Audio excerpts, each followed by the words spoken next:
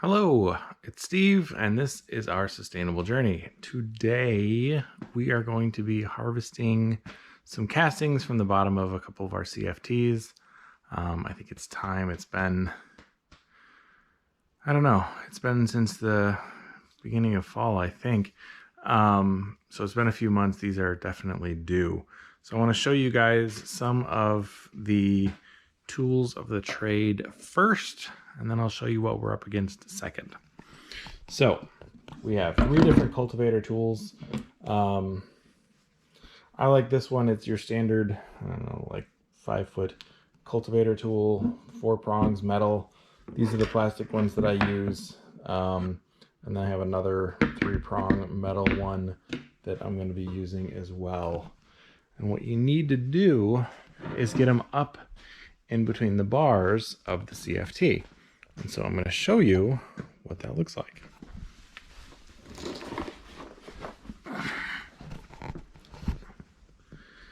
Okay, so underneath the CFT is these metal bars that we built, if you remember. And so you can see some of the castings starting to come down. They don't actually really come down. I think this is more just liquid. Sometimes we'll send water through just to make sure everything is even. So that's one of them. This one over here, same idea, right? So then what we're gonna do is you're gonna scrape in between these racks. The stuff is gonna drop down into these cement mixing trays, and we've got 4 on each side. The other thing that I use to make my life easy is one of these. I don't know, this one's called a creeper or something, because I don't want to be laying on the ground. And then I can scoot between the CFTs, and it makes my life easy. Doesn't kill your back and doesn't get you all nasty from laying on the ground where the castings are falling. So next up, I will start scraping and fill up these tubs.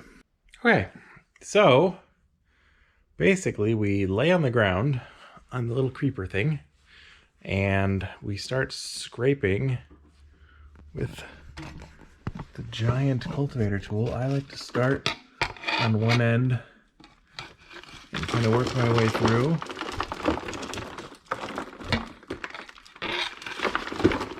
So you can see stuff that's coming out. It's pretty perfect stuff. All right, this has been a few months ago.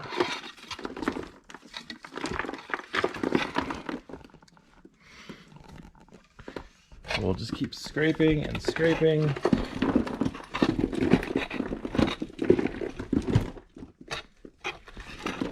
Until we pulled out probably a couple of inches worth of stuff.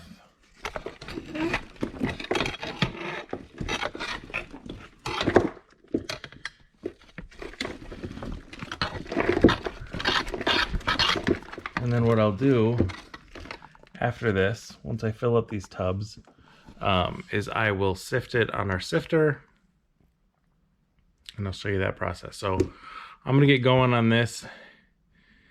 It's pretty boring to watch, but yeah, it's probably gonna take me a while, so we might come back tomorrow and do the sifting. But yeah, so I'm gonna be scraping the bottom of this, and I'll show you what that looks like when it's done. All right, so we've gone through, grabbed, I don't know, maybe 150 pounds, somewhere in there from this one. We'll sift it next.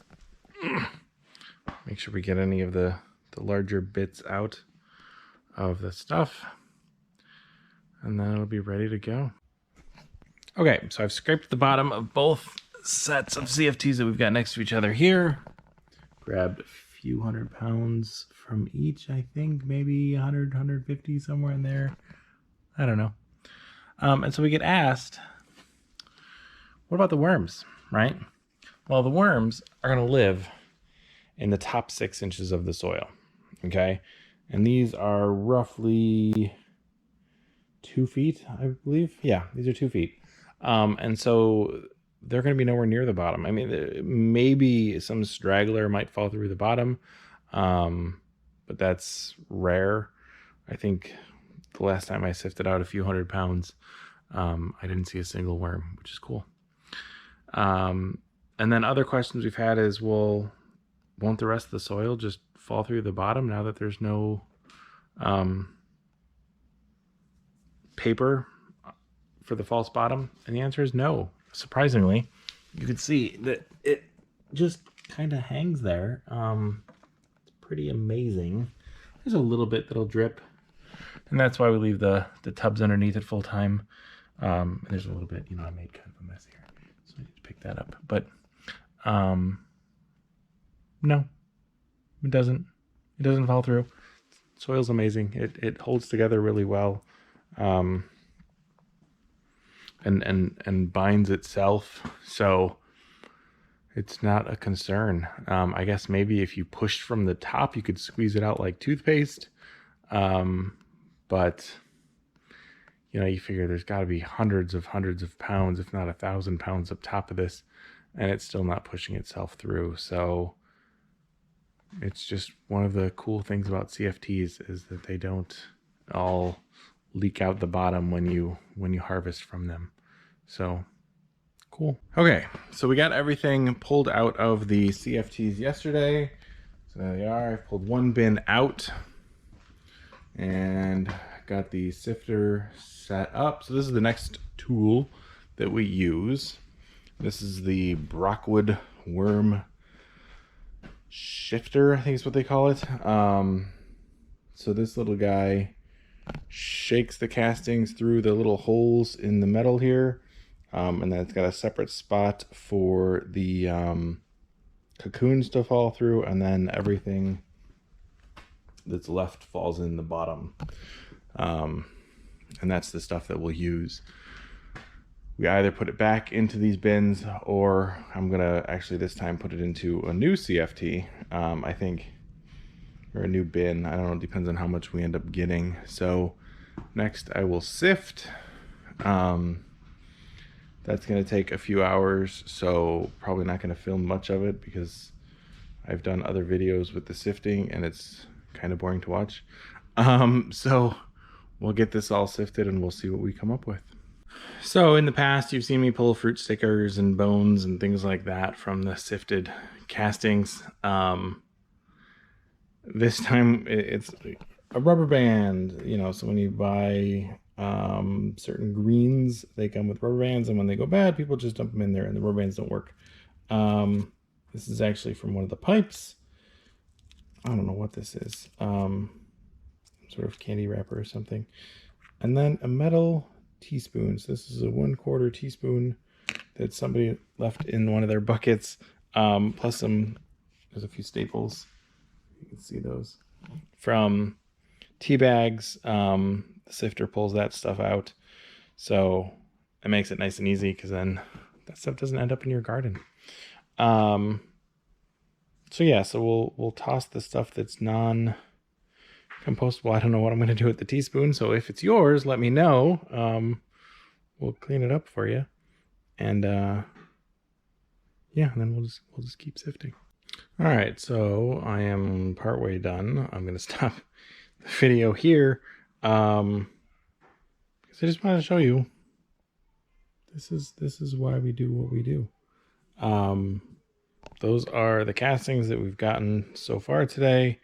I have a lot more bins to go through, but I am pretty happy with the results of the CFTs. I think they work really well for our purposes, processing things and getting the best possible stuff out of the food scraps and the worms themselves.